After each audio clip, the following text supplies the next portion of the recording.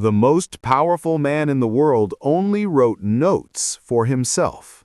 In these notes, he wrote some revolutionary thoughts about life, about himself, about society, and about facing the challenges of life.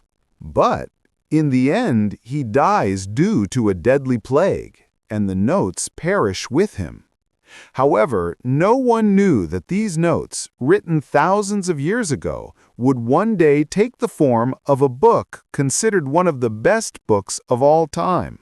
Friends, I am talking about an individual named Marcus Aurelius, and his book is called Meditations. He ruled as a Roman emperor from 161 to 180 AD, but along with being an emperor, he was also a philosopher, and it was his philosophy that made him famous. Meditations is one of the finest works of Stoic philosophy.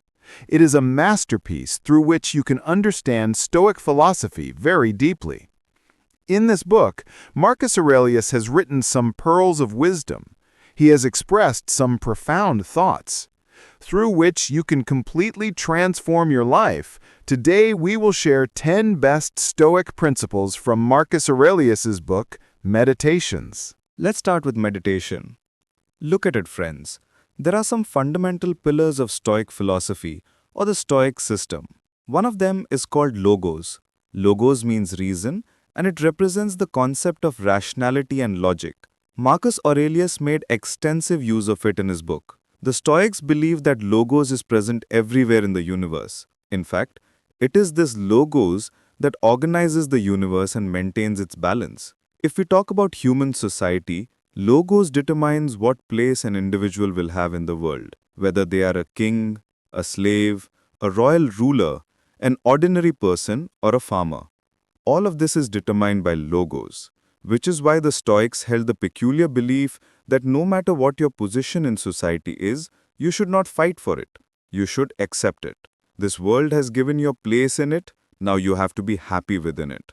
Aurelius believes that this universe operates under a master plan. The master plan gives order to this universe. Humans are also a part of this order. So if you want the affairs of this universe to run correctly and in natural harmony, then you must do what the universe wants you to do. I am inspired by this idea. I do not entirely agree, but you can use this conceptual notion of logos in your life in a positive way. But how can you see this? When Marcus Aurelius faced hard times, he also accepted those hard times in the same manner. Whenever he encountered a problem, disappointment, or a difficult period, he understood that it was part of the grand plan of the universe, and therefore, rather than fighting it, he should accept and embrace it. This is why when members of his family passed away one after the other, and people began to challenge his empire, he remained steadfast in his belief, thinking that this must be what the universe wanted from him. After discussing the idea of logos, let's now talk about another dark thought, namely, the fear of death. This was an issue that people often discuss with Marcus Aurelius. In fact, Stoic philosophy has a very unique perspective on death, and used to say that there is no need to fear death, because death is also a part of the universe. In fact, the day we are born, our journey towards death begins, and when we die, in reality, the logos leaves our body to become a part of the universe. The essence of the human being is reused by the universe, and using this essence, a new human is created, and this endless cycle of life continues. According to us, the manner of each person's death in the universe has become ordinary, so there should be absolutely no fear of it beforehand. There is absolutely no need at all.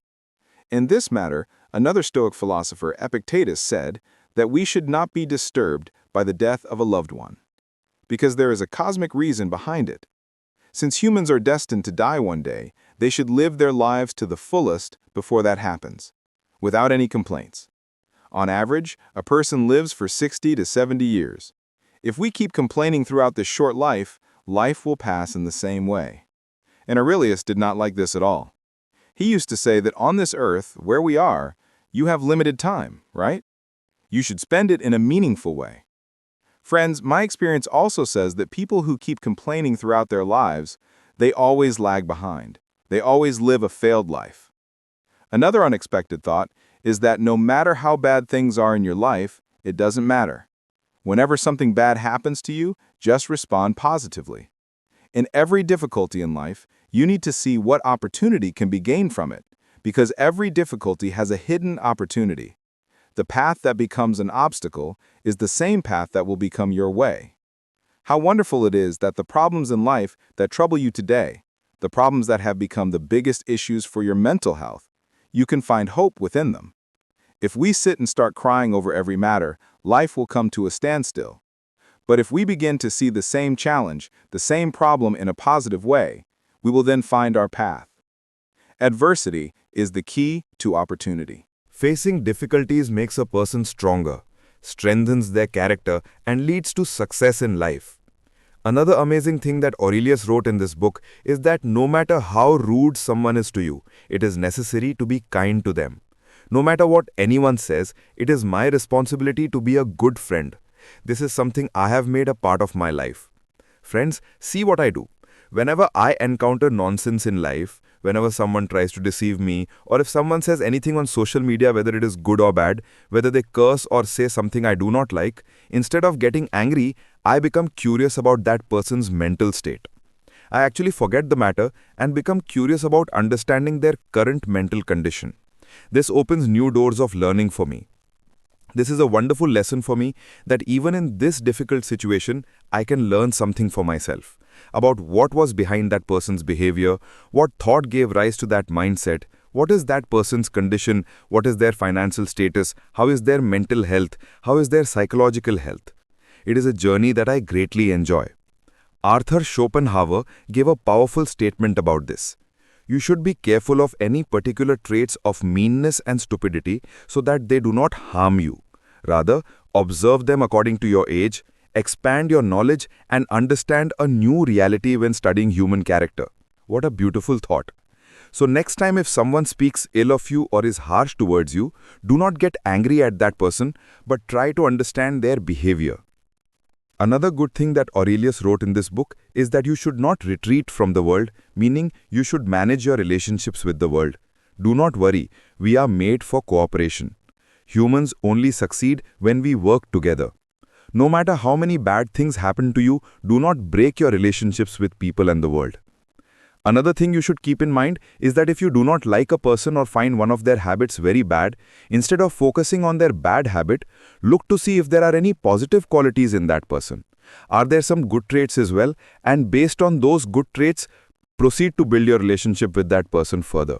The next point is to always remain open to improvement.